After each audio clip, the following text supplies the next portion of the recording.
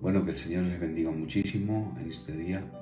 Como siempre, un placer poder comunicarme con todos ustedes a través de las redes sociales, a través de este canal. Bueno, soy Jesús Jiménez, de Huerta del Rey, en Valladolid, y a petición del autor del canal, nuestro hermano Esteban, me pedía una serie completa con relación a la Reforma Protestante, con diferentes módulos, en el que hoy vamos a hablar del primero, y creo que es uno de los más importantes y necesarios a la hora de poder comprender cómo funcionó y cómo se desarrolló el hecho de la Reforma Protestante.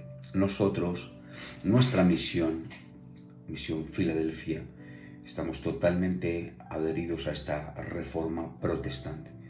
De hecho, nos llamamos protestantes porque estamos añadidos o adheridos a esta misma protesta que se realizó en el año 1517, ya sabemos, por mano de este hombre de Dios, que Dios le dio una visión diferente con relación a todo lo que estaba ocurriendo con la Iglesia Católica Romana. Entonces, el primer módulo que deberíamos de estar hablando, muy importante, vuelvo y repito, es el origen, de dónde nace o por qué nace la Reforma Protestante. Tenemos un montón de vídeos con relación a diferentes contenidos, con las personas que participan, el detonante, cómo se realizó a lo largo y ancho la historia de la Reforma, los años que se llevaron a cabo y las personas que estaban evidentemente involucradas en este evento totalmente histórico y religioso. Pero el origen de la Reforma Protestante para todos nosotros, creo que es muy interesante, porque de dónde nace, cuál es, como vuelvo y repito la misma palabra, de dónde se origina, cuál es el origen. Y el problema de todo esto, bajo mi punto de vista y bajo mi criterio, no era otro sino la posición de la Iglesia Católica que ella adoptó con el paso del tiempo. Fue el problema que llevó a la misma Iglesia a estar involucrados con diferentes aspectos de la vida religiosa que para nada le competían a la Iglesia de Jesucristo. El principal problema llegó cuando el clero, los que estaban en la parte más altas, estaban en la cima, estaban gozando de tanto poder, tanto político como tanto poder militar, y eso les hizo caer y tergiversar las escrituras a su conveniencia. Había un embriagamiento, vamos a llamarlo así, de poder, y lo que hicieron fue manipular las escrituras a su conveniencia, iniciando así un beneficio para un nuevo mover, y el nuevo mover no era otro evidentemente sino que las indulgencias. ¿Las indulgencias eran malas? Evidentemente sí. Eso fueron uno de los detonantes por los cuales había un deseo de que esto cambiara, se reformara por parte de los santos hombres de Dios, porque la Iglesia estaba tomando un derrotero y un lugar totalmente diferente. Pero en esencia el mal no es la indulgencia, sino el hecho de ese poder que ha llevado a la Iglesia a desvirtuar el fin y el propósito en sí mismo de la Iglesia. Las indulgencias, ¿qué eran? Pues eran el perdón de los pecados a través de una acción o a través de un hecho económico. Podías hacer algo, podías comportarte de una manera según te pidieran, en este caso el clero, o pudiendo pagar económicamente. Entonces necesitaban hacer una basílica nueva, la Basílica de San Pedro, y eso dio origen a pensar en: necesitamos dinero, evidentemente, y tenemos que administrarlo. La mejor de las maneras, pues, va a ser sacando dinero, ¿no? Entonces la Iglesia dejó de verse como la sierva del Evangelio a como verse una estructura de poder, y el Evangelio terminó siendo subordinado, estuvo por debajo al interés de la Iglesia, que era adquirir dinero. Por lo tanto, la Reforma no nació solo por un acuerdo doctrinal, no tenía que ver con doctrina, con enseñanza, sino nació porque muchos entendieron que la Iglesia había cambiado de centro, se había desplazado, había mirado hacia otro lugar, y eso había hecho que la Iglesia mirara hacia el poder económico, al poder jurídico, perdón, al poder político, al poder militar. Tenía como control el social y manipulación de todo lo que ocurría. Dicho de otra manera, lo que hacían era tener el monopolio de la interpretación bíblica. Podían interpretar, podían tener una hermenéutica libre. Entonces la Iglesia dejó de ser la comunidad perseguida a ser una institución con tierras, con ejércitos, con influencia política. Ellos estaban sobre reyes, sobre emperadores. Es decir, el control sobre todo, que era lo que más dolía, el control sobre la vida eterna de las personas. Y cuando entramos en esta cuestión, el problema evidentemente se agranda. Entonces la Iglesia pasó de administrar gracia a administrar poder. Y ahí es donde está evidentemente el peligro.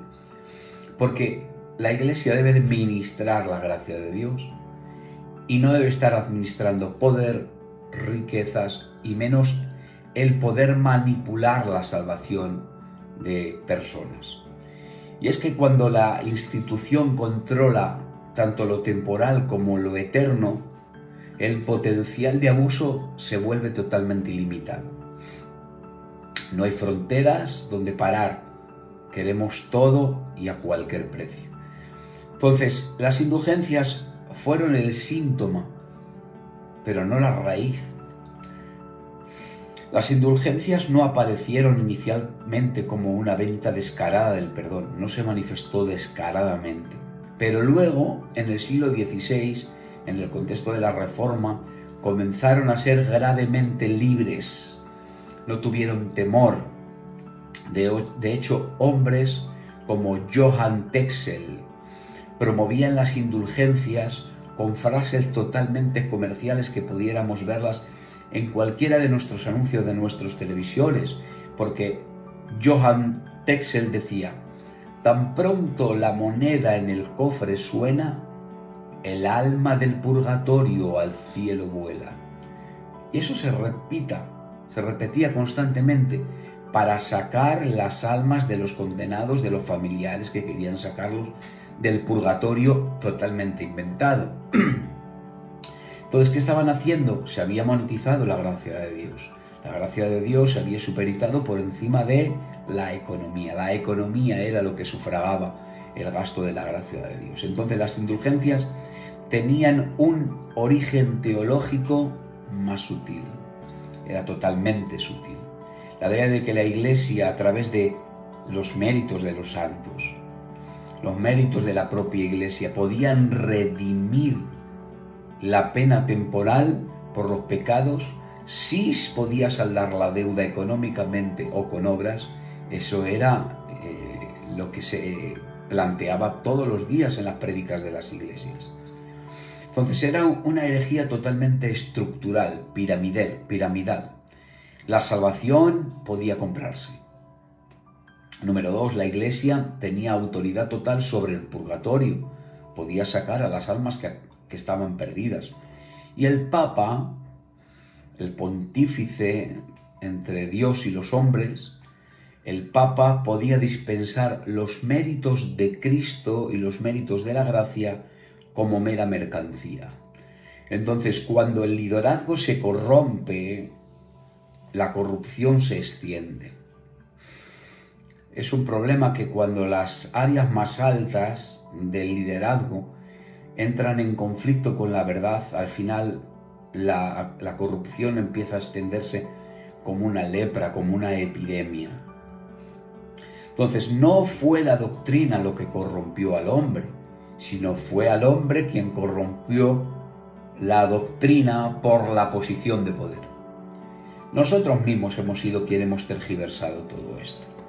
Hay una frase anónima que me encanta que dice: el poder no revela al hombre, lo desnuda, ya que él mismo es. Le quitas de sus atavíos y automáticamente podemos ver lo que él es. Y todo esto, hermanos, amigos que me escucháis, es un proceso totalmente gradual, no es un evento repentino. Primero vino la posición, el clero acumuló todo el poder político, todo el poder militar legítimamente al principio, pero luego apareció la necesidad. Mantener la estructura que habían creado a cualquier costo, no importaba, había que sustentarla. ¿A través de qué? Lo que tenían los palacios, las guerras, las administraciones, esa necesidad había que alimentarla. Y cuando hay este problema, entonces habría que crear una justificación teológica, porque claro, la manipulación de la religión trae consigo economía. Y este es el punto más peligroso de todo. Las estructuras se reinterpretaron para intentar sostener lo que se había construido económicamente. Qué triste, aquello que ellos habían proclamado ahora o habían hecho, ahora deberían de sostenerlo a cualquier costo. No fue las estructuras quien montó esto, sino la necesidad del dinero, lo que buscó un respaldo bíblico que no era bíblico, era totalmente antibíblico. Lo llamó Martín Lutero el secuestro del Evangelio, el mensaje de la cruz gratuita, tomando como rehén por intereses institucionales a la Escritura. Dios mío, qué peligro, qué peligro. De ahí que eso escandalizara al reformador Martín.